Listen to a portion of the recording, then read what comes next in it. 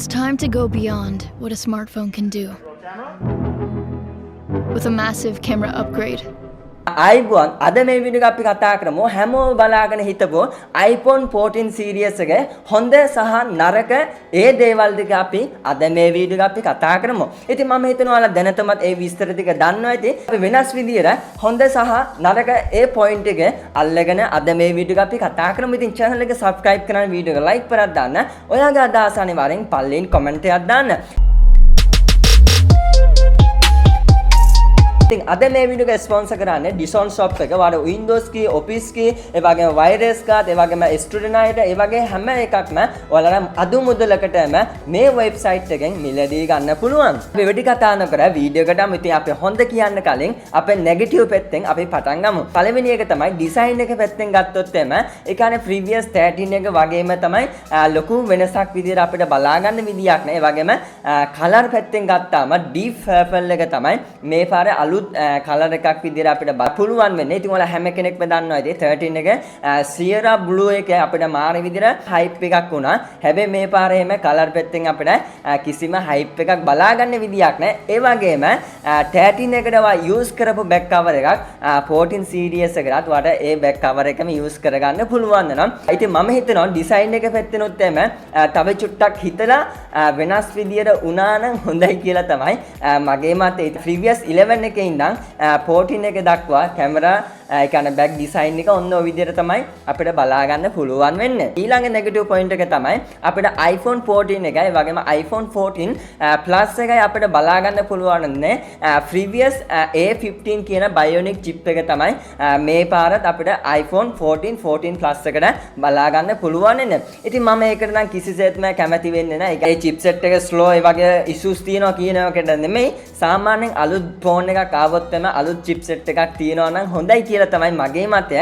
බැරි වෙලාවත් මේ දේම අනිත් Android companyත් ඒ කියන්නේ යාළගේ latest ම phone එක ගේනකොට මේ වගේ ඒකට වෙන Android brand name මේ විදියටම කරොත් එම එතකොට එතනදිත් අපිට කියා ගන්න බැරි වෙයි. එතකොට latest ම phone එකක් ආවොත් එම එතකොට latest විදියට අපිට chipset එකක් හම්බෙන්නේ නැති එකක් කනගාටු දෙයක් කියලා තමයි මට කියන්න වෙන්නේ. එතකොට ඒකත් එක්ක Bionic A16 එකයි 13 එකයි කිසි ලොකු වෙනසක් නැහැ. ගන්න 140ක් විදියට තමයි අපිට faster වෙන විදියට අපිට බලා ගන්න පුළුවන්. එතකොට මෙයාලා mention කරේ න A15 එකත් එක්ක A16 එක නම් කිසිම compare එකක් අපිට බලා ගන්න හම්බුනේ නැහැ. ඒ කියන්නේ previous 13 එකට වඩා මේක 140ක් විතර අපිට ඒ කියන්නේ improvement එකක් අපිට බලා ගන්න පුළුවන්. ඒ කියන්නේ Bionic 15 එකයි 16 එකයි ලොකු වෙනසක් නෑ වගේ තමයි අපිට කියන්න සිද්ධ වෙන්නේ. ඒ නිසා තමයි යාලා ඒක highlight කරේ නැත්තේ ගොඩක්ම. 14 එකයි වගේම 14 Plus එකයි ඒ කියන්නේ previous එක වගේම තමයි අපිට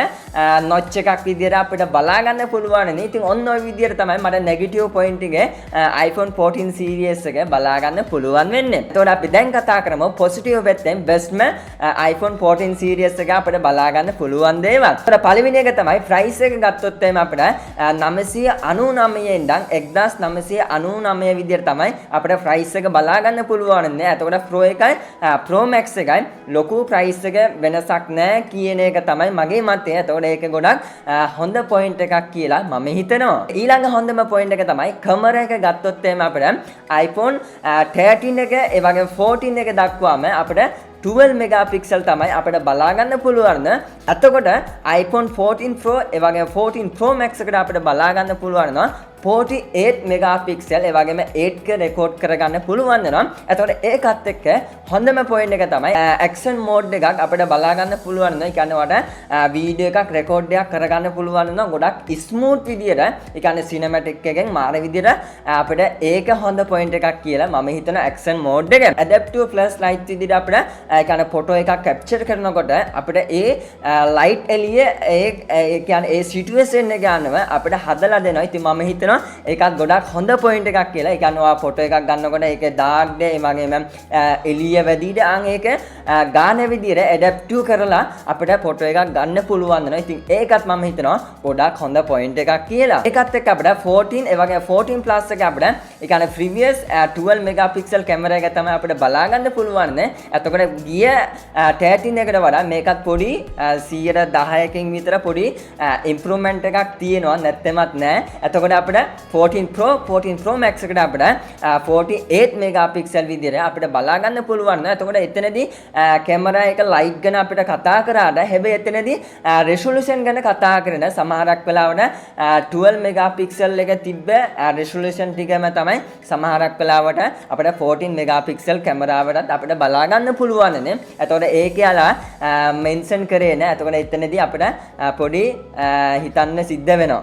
ඊළඟ හොඳම පොයින්ට් එක තමයි හැමෝම බලාගෙන හිටපු iPhone 14 Pro ඒ වගේම 14 Pro Max එක අපිට බලා ගන්න පුළුවන් නෝ Dynamic Island කියලා යාළගේ notch එක අපිට බලා ගන්න පුළුවන්. ඉතින් ඔයාලා හැම කෙනෙක්ම දන්නවා. ඉතින් අපිට 14 ඒ වගේම 14 Plus එකකට අපිට බලා ගන්න පුළුවන් නේ notch එකක්. එතකොට මෙතනදී අපිට බලා ගන්න පුළුවන් නෝ punch hole එකක් විදිහට Dynamic Island විදිහට තමයි යාළා හඳුන්වා දීලා තියෙන්නේ Apple ලා. Android phone වලට අපිට punch hole එකක් බලා ගන්න පුළුවන්. හැබැයි මේ විදිහට අපිට ඩයිනමික් අයිලන්ඩ් එක විදිහට ඒ කියන්නේ UI එක ඒ වගේ software පැත්තෙන් මාර විදිහට අපිට කස්ටමයිස් එකක් බලා ගන්න පුළුවන් නේද? ඉතින් ඒකට තමයි කියන්නේ Apple phone කියලා. ඒකත් එක්ක music player එක අපිට එතනදී බලා ගන්න පුළුවන්. ඒ කියන්නේ call එකක් එනකොට ඒක නිකන් වෙනම experience එකක්. ඒතකොට ඒව තමයි innovation කියලා අපි හඳුන්වන්නේ. මම හිතනවා ඒක තමයි iPhone ළගේ turning point එක. ඒ කියන්නේ punch hole එකක් දෙන එක. ඉතින් යාලා කරුමට සාමාන්‍ය 14 එකයි වගේ 14 plus එකකට මේ විදිහට punch hole එකක් දුන්නා නම් හොඳයි කියලා තමයි මගේ මතය. එතකොට අපිට Pro එක තමයි අපිට බලා ගන්න පුළුවන් Dynamic Island කියන punch hole එක.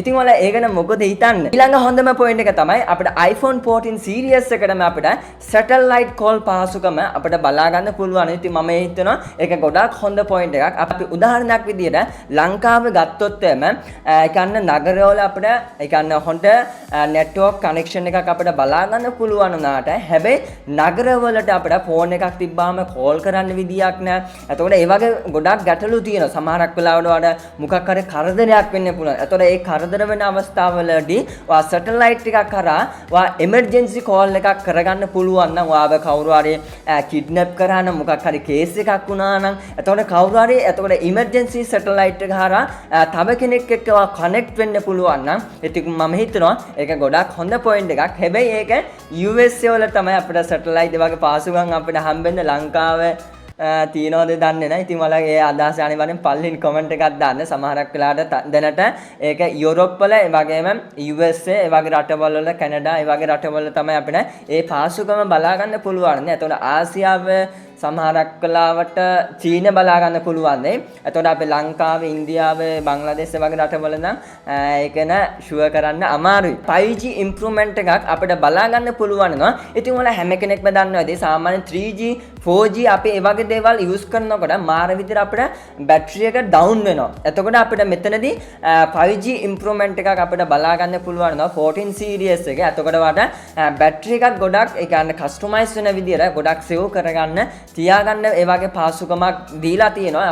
iPhone 14 series එක අපිට 2000ක nits ඒ කියන්නේ ඩිස්ප්ලේ එකක් යූස් කරනකොට brightness විදියට අපිට බලා ගන්න පුළුවන් නෝ. එතකොට ඒකත් එක්ක තමයි හොඳම point එක තමයි අපිට always on display පාසුකම මේ phone එකකට අපිට බලා ගන්න පුළුවන් නෝ. ඉතින් ඔයාලා හැම කෙනෙක්ම දන්නවද අපේ Android phone වලට always on display එක නම් ඒ කාලේ ඉඳන් අපිට බලා ගන්න පුළුවන් නෝ. එතකොට iPhone use කරන අයට ඒක අලුත් magic එකක් විදියට තමයි අපිට කියන්නේ සිද්ධ වෙන්නේ. අපිට crash protection විදියට අපිට මේ iPhone 14 series එකටම අපිට බලා ගන්න පුළුවන් නෝ. එතකොට මම හිතනවා ඒක ගොඩක් හොඳ point එකක්. ඒ කියන්නේ එහෙම දෙයක් නොවේවා කියලා අපි ප්‍රාර්ථනා කරමු. driving කරනකොට බැරි වෙලාවත් accident වුණොත් එම බැරි වෙලා මොකක් හරි case එකක් වුණොත් එම එතකොට ඒක auto sensor එකක් කරා ඒක emergency call එකකට යනවා. ඒ කියන්නේ 199 වෙන්න පුළුවන්. අන් ඒ විදියට ඒක detect කරගෙන protection විදියට අපිට බලා ගන්න පුළුවන් නෝ. වගේ car එක crash වුණොත් එම බැරි වෙලාවත් මොකක් හරි කොයි හරි car එක හරි වාහනේ හරි damage එකක් වුණොත් එම අන් ඒ පාසුකමත් අපිට iPhone 14 series එකටම අපිට බලා ගන්න පුළුවන් නෝ. අපි කනගාටු දෙයක් තමයි මේ පාරත් අපිට type C port එකක් බලා ගන්න විදියක් නැහැ. ඒ වගේ කිසිම highlight එකක් mention එකක් event එකේදී අපිට බලා ගන්න පුළුවන් උනේ නැහැ. US version එක අපිට eSIM එකක් විදියට තමයි අපිට බලා බලා ගන්න පුළුවන් වෙන්නේ. ඒ කියන්නේ physical sim එකක් බලා ගන්න විදියක් නැහැ. ඒකට බය වෙන්න අවශ්‍යතාවයක් නැහැ. සාමාන්‍යයෙන් Asian countries වල අපිට ඒ කියන්නේ අනිත් රටවල අපිට physical sim එකක් දාගන්න පුළුවන් වෙයි. එතකොට මම හිතන්නේ ලංකාවේ Mobitel එක හරි Dialog එක හරි eSIM තියෙනවා. තාම ඒ වගේ ලොකු තාම Asian countries වල ලොකු improvement එකක් වෙලා නැහැ. ඒ කියන්නේ physical sim එකක් තමයි හැමෝම ගොඩක් අය use කරන්නේ. ඔය කනගාටුම point එක තමයි iPhone 14 series එක latest මේක ආවා කියලා. ඒ කියන්නේ iPhone 14 එකයි 14 Plus එකයි ඒ දෙක මිලදී ගන්නවට වැඩිය Pro එකට තමයි යන එක හොඳ කියලා තමයි මගේ මතය. ඒත් ඉතින් එයාලා දෙන එක තමයි ඉතින් අපිට යූස් කරන්න වෙන්නේ. දුක තමයි ඉතින් එතනදිත් මම හිතනවා ඔන්න ඔය දේවල් ටික තමයි හොඳ නරක විදියට මට බලා ගන්න පුළුවන් නේ. අතෝට ප්‍රයිස් එකත් ගොඩක් ඒ කියන්නේ වැඩි කරලා නේ. ඒ කියන්නේ previous 13 එක launch වුණා විදියට තමයි අපිට ප්‍රයිස් එක බලා ගන්න පුළුවන් නේ. ඉතින් ඒ පැත්තෙන් නම් අපිට කිසිම complaint කරන්න දෙයක් නෑ. අතකොට මම හිතනවා ලංකාවේ තව මාස 3-4ක් 5ක් ඇතුළත ලංකාවට එයි. එතකොට ඒකත් එක්ක ලංකාව සමහරක් වෙලාවට ලක්ෂ 6-8 ඒ අතරතුරේදී අපිට iPhone 14 series එක මිලදී ගන්න පුළුවන් නේ. එතකොට අපි 1000ක් convert කරත් අපිට ලක්ෂ 5ක් ආගේ වගේ තමයි අපිට මේවා වෙන්නේ. හැබැයි ඉතින් ඔයාලා දන්නවනේ. ඒ ගැන අපි කතා නොකරෙමු. සාමාන්‍ය මම හිතනවා ලක්ෂ 6ක් 8ක් විතර වෙයි කියලා. ඉතින් ඔයාලගේ මතය අනිවාර්යෙන් පල්ලින් comment එකක් දාන්න. ඔයාලා iPhone 14 series එකේ මොන point එකට කැමති වුණේ කියලා. ඒකත් එක්ක අපිට Apple Watch එකේම 3ක් විදිහට අපිට release වුණා අපිට බලා ගන්න පුළුවන්. ඉතින් ඔයාලා පේනවා display එකේ. එතකොට ඒකත් එක්ක ultra එකේ විදිහට $800 ගාණක් විතර වෙනවා. ඉතින් මම හිතනවා watch එක ගන්නවාට වැඩිය phone එකක් ගන්න එක හොඳයි කියලා තමයි මගේ මතය. එතකොට ඒ විදිහට අපිට ප්‍රීමියම් විදිහට අපිට watch එකක් බලා ගන්න පුළුවන් නේද? එතකොට second generation earphone එකත් අපිට බලා ගන්න පුළුවන් වෙනවා. ඔන්න ඔය දේවල් ටික තමයි අපිට Apple event එක බලා ගන්න පුළුවන් නේද? එතකොට ඒකත් එක හොඳම point එක තමයි live. ඒ කියන්නේ live දාලා පස්සේ live සජීවී බැලුවා මිලියන 3ක් විතර. ඒකත් එම ගොඩක් හොඳ point එකක්. එතකොට ඔයාලා නිකමන හිතන්න එතනින් එම මිලියන 3ක් විතර මිනිස්සු බලාගෙන ඉන්නවා කියන්නේ iPhone එකක් එනකන්.